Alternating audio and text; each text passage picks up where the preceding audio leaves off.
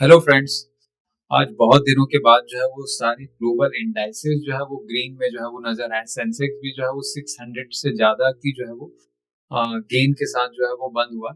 और जो बहुत सारे जो स्टॉक जो है वो काफी अच्छे से जो है वो गेन के साथ जो है वो बंद हुए। क्या क्या जो है वो इसके पॉइंट्स रहे जिसके कारण जो है वो गेन हुए, उसको जो है वो क्लियरली जो है वो डिस्कस करेंगे। सेंसेक्स जो है वो 78,000 के आसपास जो है वो 600 से ऊपर की जो है वो गेन के साथ जो है वो बंद हुआ। निफ्टी भी जो है वो 233 पॉइंट जो है वो गेन के साथ जो है वो 24,261 से। अभी भी ईरान, यूएस और इसराइल का जो वार है बंद नहीं हुआ है, लेकिन जरा सा भी मार्केट को होप लगता है या ट्रम्प ने कुछ कह दिया कि बिफोर टाइम हम लोग जो है इस वॉर को बंद कर देंगे, ऐसा ट्रम्प का जो है वो स्टेटमेंट था लास्ट नाइट। तो वहां पे थोड़ा सा मार्केट, वहां पे नास्डैक एंड डो जोन्स ने रिकवर किया। एंड सारे जो है एशियन मार्केट एंड ऑल जो है वो ग्लोबल मार्केट जो है वो ग्रीन में जो है वो नजर आ रहे हैं उसी के। पर अभी जो है वॉर जो है वो फिनिश नहीं हुआ। दोनों तरफ से जो है वो कुछ ना कुछ रिटेलिएशंस की बातें हो रही है। वॉर, ईरान तो अभी भी बोल रहा है कि वॉर को खत्म करना इतना आसान नहीं है, कंटिन्यू करते रहेंगे वो। अगर उनपे मोर अटैक्स हुए तो वो ज्यादा जोर से रिटेलिएट करेंगे, ऐसा कहा जा रहा है। पर ट्रम्प जो है वो भी अपने स्टेटमेंट्स को कंटिन्यूली जो है वो बदल रहे हैं। सो यहाँ पे एक जो है वो कंफ्यूजन वाली बात तो है।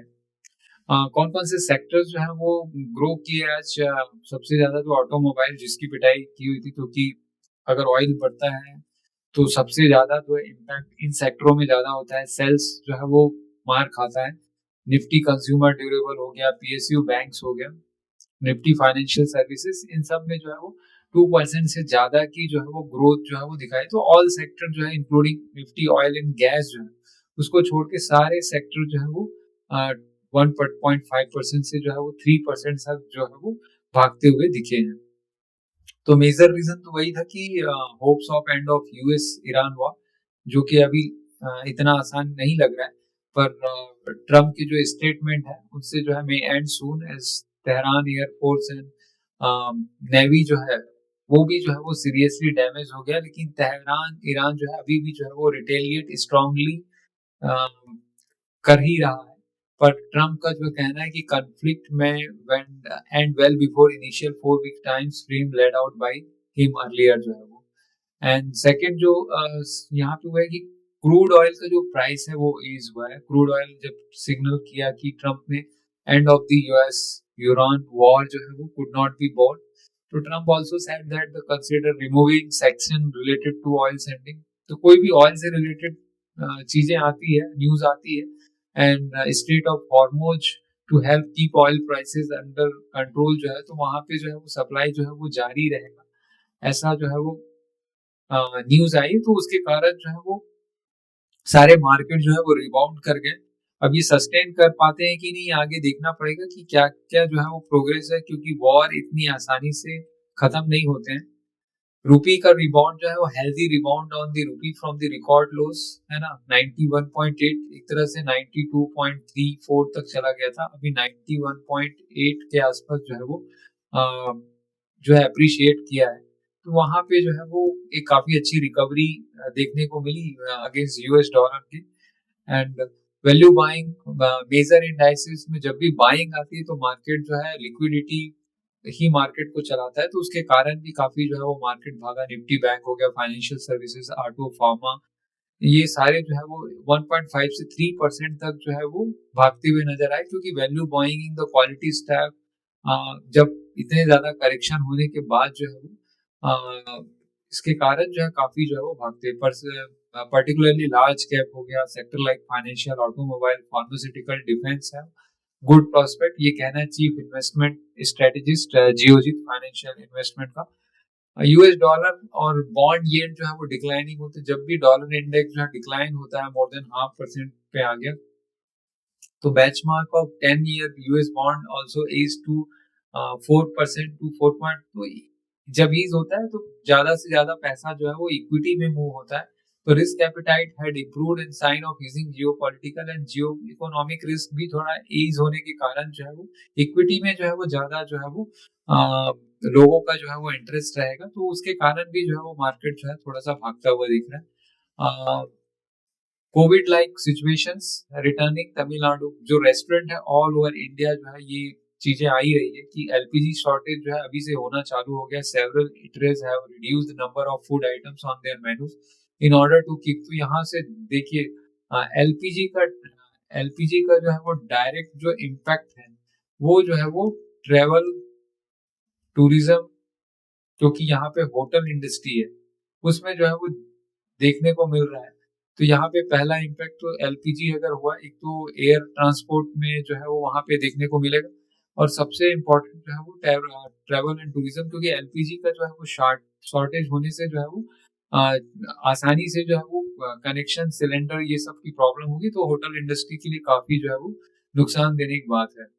Trump warns of hitting Iran harder of if oil blockade occurs. Tehran से it will continue until US Israel जो है वो अटैक जो है वो एंड नहीं हो जाता, जब तक जो है वो Trump wants hitting Iran harder if oil blockade occurs जो है वो, है ना।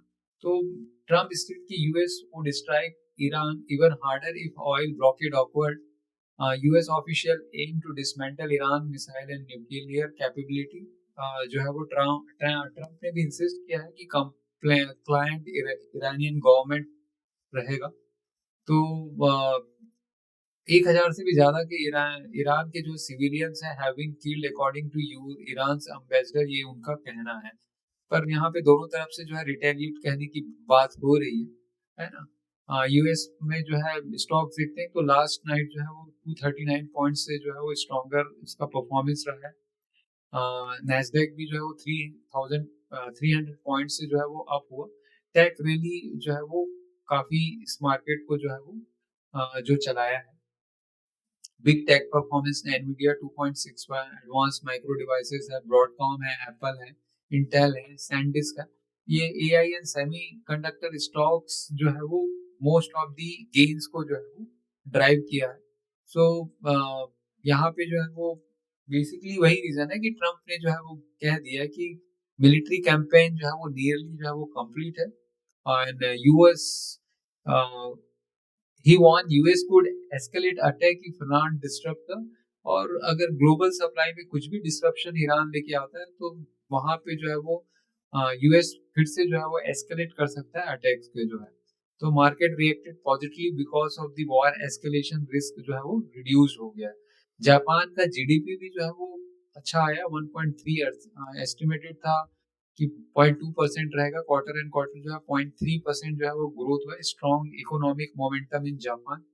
ऑयल मार्केट का जो रिएक्शन है after Trump statement, brand crude जो है वो $91 पे आ गया, -7% जो है वो गिरावट हुआ। एंड क्रूड ऑयल भी जो है वो काफी जो है वो गिर के जो है वो फॉलिंग। ऑयल रिड्यूसेस इन्फ्लेशन जो है वो, उसके कारण जो है इन्फ्लेशन जो है वो रिड्यूस होता है। गोल्ड सिल्वर भी जो है वो 5131 के आसपास जो है स्टेबल है।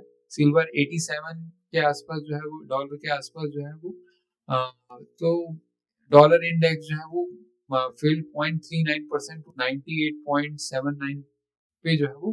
डॉलर इंडेक्स ये बताता है कि अदर करेंसी जो है वो स्ट्रांग हो रहे हैं with respect to dollar. That means यहाँ पे जो है वो उनकी जो है वो बाइंग कैपेसिटी जो है वो इंक्रीज होगी। तो डॉलर इंडेक्स जो है वो इम्पोर्टेंट एक पैरामीटर है, बताता है कि अगर डॉलर वीक हो रहा है तो अदर करेंसी जैसे रुपीज जो है वो स्ट्रांग हो रहा है। बॉन्ड मार्केट भी जो है वो डिक्लाइन हुआ है। जापान का भी बॉन्ड मार्केट 10 ईयर जो है 2.15 ईयर 1.60। तो falling oil prices reduces the inflation expected. अब इंडियन स्टॉक स्पेसिफिक कुछ जो है वो डिस्कशन कर लेते हैं। जो है इसमें जो है वो रेडिंगटन जो है वो शेयर जो है वो 15% से ज्यादा का भागता हुआ दिखा कि 25% ऑफ आईफोन जो है वो और मेड इन इंडिया जो है वो। तो रेडिंगटन शेयर जो है वो touch the intraday high of the 168 पर शेयर, है ना। तो यहाँ पे काफी भागता हुआ दिख रहा है because of the 20% of the iPhone are made in India, और रेडिंगटन एक मेजर जो है वो कंपोनेंट जो है वो असेंबलर है, तो काफी बड़ा बेनिफिशियरी हो सकता है। गैस सप्लाई जो है वो squeezes threaten to auto component production, thousands of units states are stayers जो है वो shut down जो है, though smaller in scale compared to tier 1 component manufacturer। तो enterprises play vital role in auto supply chain में, जो और छोटी छोटी कंपनीज है वो बहुत मेजर प्ले करती है, तो वहां पे उनके जो ऑर्डर्स हैं उनमें काफी जो है वो प्रेशर दिखने को मिल रहा है। तो कोई भी डिसरप्शन होगा एलपीजी सप्लाई और उसके कारण जो है तो प्रोडक्शन जो है वो हॉल्ट होगा, उसके कारण जो है वो डिमांड और सप्लाई में जो है वो इम्पैक्ट पड़ेगा, तो वहां पे इन सब कंपनियों में काफी जो है वो प्रेशर जो है वो दिखने को मिल रहा है। India trade exposure to strait of Hormuz higher than many Asian peers जो है। भाई सीधी सी बात है कि हॉर्मोज से इंडिया का जो है वो almost 16% of India trade is heavily tied to Hormuz corridor economics, है ना। तो with energy and LNG import, तो यहाँ पे कुछ भी प्रॉब्लम आती है तो एलएनजी पे, ऑयल पे, इन सब पे डायरेक्ट जो है वो प्रेशर पड़ेगा, उससे इंडिया का जो है वो करेंसी इम्पैक्ट जो है ज्यादा होगा, फिजिकल डेफिशिएट बढ़ जाएगा, क्योंकि we are basically oil importer country है। एसआईपी इनफ्लो का जो है वो 29,845 रहा है इन फरवरी, जो है वो स्टॉपेज रेशियो ऑफ 76%। पिछले मंथ से जो है वो जनवरी में 31,000 था यही, तो 29,000 के आसपास जो है वो स्टेबल है। एलपीजी सप्लाई के कारण जो है वो 95% ऑफ द क्यूएसआर चेन्स और इंडस्ट्री, इसलिए देख सकते हैं कि जोमेटो हो गया और भी बहुत सारी कंपनी जो है वो काफी करेक्शन देखने को मिल रहा है, काफी प्रेशर है। जो रेस्टोरेंट इंडस्ट्री है, हॉस्पिटलिटी सेक्टर है, ट्रेवल एंड टूरिज्म है, तो यहाँ पे annual turnover of 5.7 lakh crore in the third largest after retail and insurance in service segment, providing direct employment to 8 million Indians. वहां पे डायरेक्ट जो है वो एक प्रेशर लाइक सिचुएशन देखने को जो है वो मिल रहा है। अब बात करेंगे डिटेल में गैस शॉर्टेज इन इंडिया जो है और उसके क्या क्या जो है वो की इम्पैक्ट हो सकता है, कौन कौन से सेक्टर में जो है वो ज्यादा प्रॉब्लम होगा। तो गैस शॉर्टेज तो एक इंडिया में जो है वो मेजर प्रॉब्लम हो रहा है मिडिल ईस्ट के कारण। तो जब ये जो है कंसर्न इंक्रीज हो गया, डिसरप्शन जहाँ पे स्ट्रेट ऑफ हॉर्मोज जो है एक ग्लोबल सप्लाई एनर्जी रूट हो, तो वहां पे जो है वो बंद होने के कारण या कम सप्लाई होने के कारण डायरेक्ट इंडिया जो है इम्पैक्ट हो रहा है, क्योंकि मोर देन 60% ऑफ एलपीजी जो है वो वहां से इंपोर्ट करती, इंडिया इंपोर्ट करती 60% से मोर का, और अराउंड 85-90% जो है वो पास होता है स्टेट ऑफ हॉर्मोज से। तो यहाँ पे हाईली जो है वो इंडिया का जो है वो प्रॉब्लमेटिक सिचुएशन हो रहा है because of this state of Hormuz के कारण। जो गवर्नमेंट एक्शन क्या, government issues natural gas under 2026, तो यहाँ पे gas allocation will be prioritize piped gas for the home, CNG vehicle fuel, domestic LPG. तो fertilizer plant will receive 70% of the average gas supply for the last 6 months. Government introduced 25-day gap between LPG cylinder booking to prevent hoarding जो है वो। Non domestic LPG supply prioritize for the hospital and the educational system जो है। तो ये सारे नए नए जो है वो गवर्नमेंट के एक्शन हुए जा रहे हैं to reduce the problem of the LPG जो है वो सप्लाई की शॉर्टेज का जो है वो। फर्टिलाइजर स्टॉक्स में sector and can be impacted. Gujarat Narmada valley हो गया, फर्टिलाइजर सेक्टर की बड़ी कंपनी है, चंबल फर्टिलाइजर हो गया, राष्ट्रीय केमिकल फर्टिलाइजर केमिकल, दीपक नाइट्रेट हो गया, क्योंकि यहाँ पे यूरिया प्रोडक्शन किस पे डिपेंड करता है, इम्पोर्टेड जो है वो एलएनजी पे। एलएनजी सप्लाई रिस्ट्रिक्शन में reduced fertilizer production. GNFC stocks already fell more than 5% recently. तो fertilizer stocks have fallen up to 20% in 2026 so far. तो काफी प्रेशर है इन सब में।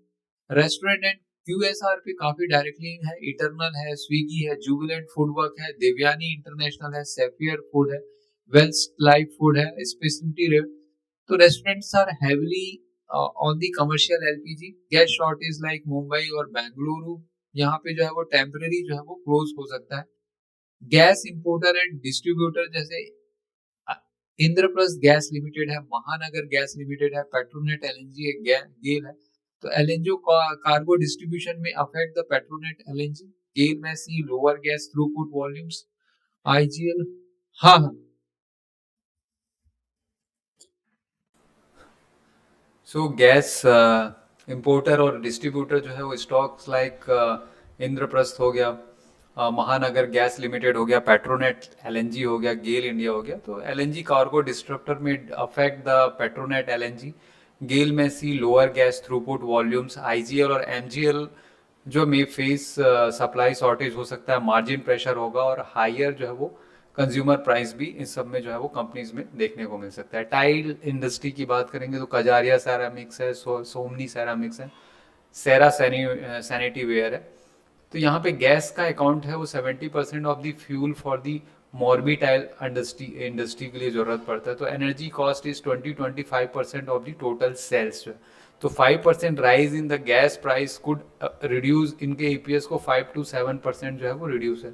तो डायरेक्ट जो है वो एनर्जी और गैस पे जो है वो टाइल इंडस्ट्री जो है वहाँ पे डिपेंड करता है। ऑटो एंसेलरीज में संवर्धन मदरसन है। Rising gas prices in Europe में इंक्रीज द मैन्युफैक्चरिंग कॉस्ट को जो है वो डायरेक्टली इम्पैक्ट करता है। कंज्यूमर ड्यूरेबल में पीजी इलेक्ट्रोप्लास्ट है, amber enterprises, Voltas, blue star. तो गैस जो यूज होता है अप्लायंस मैन्युफैक्चरिंग प्रोसेस में, supply destruction could affect the production volume जो है वो। अदर कंपनीज जो है वो बोरोसिल हो गया, एसआरएफ, फिनोलेक्स इंडस्ट्री, आरती इंडस्ट्री। तो ये सारे जो है वो gas intensive furnaces and processes में जो है वो यूज़ करती है। तो इन सब कंपनीज में काफ़ी जो है वो इम्पैक्ट हो सकता है ना। तो मिडिल ईस्ट टेंशन के कारण, एलएनजी सप्लाई डिस्ट्रप्शंस के कारण जो है gas shortage, higher input cost, sector fertilizer, restaurant, tiles, consumer durable, chemical, gas utility, अगर शॉर्टेज कंटिन्यू होगा तो वॉलेटिलिटी अपीयर होगा और इन सेक्टर्स में जो है वो काफ़ी जो है वो इम्पैक्ट देखने को मिल सकता है। तो आज देखेंगे कि जो है वो ग्लोबल मार्केट जो है वो काफ़ी जो है वो पूरा ग्रीन देखने को मिला है, which is rarely in this month जो है वो, है ना। यूरोपियन मार्केट हो गया, डॉ जोन्स हो गया, सारे जो है वो ग्रीन में। जस्ट वन स्टेटमेंट और ट्रम्प कि हम लोग जो है वो जल्दी इसको ख़त्म कर देंगे, बट अभी कहना बहुत जल्दी होगा, है ना।